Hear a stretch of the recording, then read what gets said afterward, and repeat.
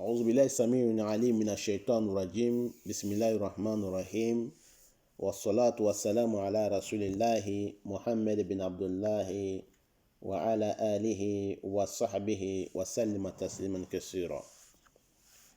Chers frères et sœurs en islam, assalamu alaikum wa rahmatullahi wa barakatuh.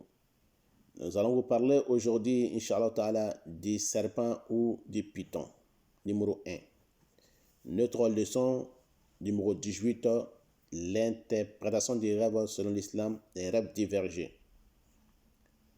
Chers frères et sœurs en islam, nous demandons à Allah subhanahu wa ta'ala la protection, salut, paix sur le prophète Mohammed, ainsi que sa famille et ses nobles disciples et tous ceux qui vont les suivre jusqu'au jour de la résurrection. Amen. Celui qui voit un python ou un serpent, ça parle d'un ennemi.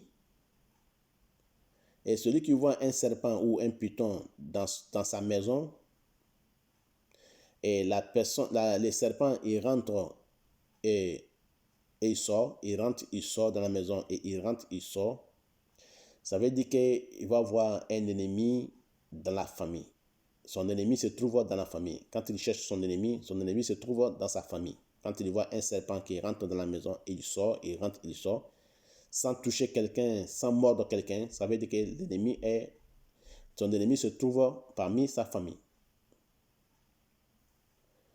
Et celui qui voit un serpent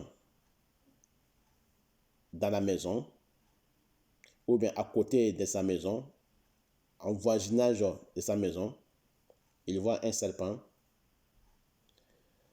en voisinage de sa maison, à côté de sa maison, ça veut dire que son ennemi sera un étranger.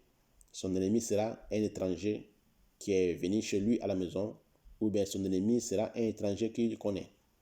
Quand il voit un serpent à côté de sa maison, ou bien en voisinage de sa maison, ça veut dire que son ennemi sera un étranger qu'il connaît ou bien qu'il vient d'arriver. Wallahu a'lam, c'est Allah qui sait. Qu'Allah fasse qu'il soit bonheur pour moi et pour vous.